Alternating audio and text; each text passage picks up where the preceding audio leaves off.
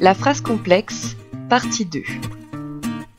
Maintenant que tout le monde sait comment distinguer une phrase complexe, nous allons voir 3 manières d'en construire une.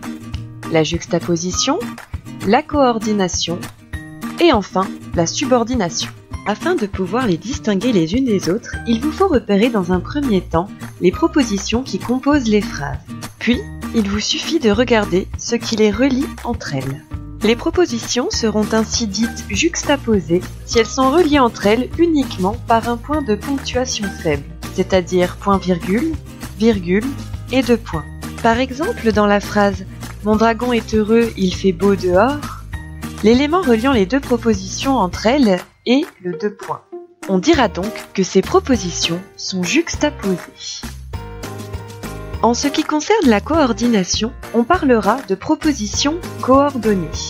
C'est assez facile à retenir parce qu'on les reconnaît du fait qu'elles sont reliées entre elles par une conjonction de coordination, mais où est donc orni car, ou un adverbe de liaison comme pourtant, alors, toutefois, cependant, en effet, etc.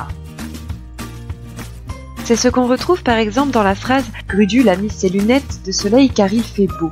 Les propositions seront ici dites coordonnées tout simplement parce que les 2 propositions sont reliées entre elles par la conjonction de coordination « car ». Enfin, pour parler de la subordination, il faut savoir que le terme « subordonné » signifie « soumis à l'autorité de ». Par exemple, on peut dire que Grudule est mon subordonné, puisqu'il obéit à mes ordres. On distinguera donc 2 types de propositions.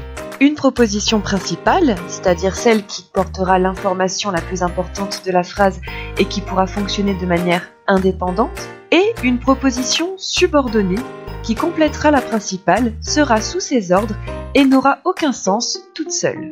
Prenons pour exemple la phrase « J'apprécie le gâteau que Grudule a fait ». On distinguera 2 propositions. La principale, « J'apprécie le gâteau », et sa subordonnée, que Grudule a fait. On remarque que la proposition principale pourrait à elle seule faire l'objet d'une phrase simple. J'apprécie le gâteau. En revanche, la seconde proposition, que Grudule a fait, ne pourra pas fonctionner seule puisqu'elle est détachée de la principale et qu'elle perd donc tout son sens. Dans le cas d'une phrase construite par subordination, le mot servant à relier les propositions entre elles appartiendra à la famille des conjonctions de subordination, que, comme, lorsque, quand, quoique, si, puisque, etc. ou à celle des pronoms relatifs tels que qui, que, quoi, dont, où, etc. Voilà, j'espère que cette vidéo vous aura aidé à comprendre... Oh, excusez-moi, on m'attend, j'arrive.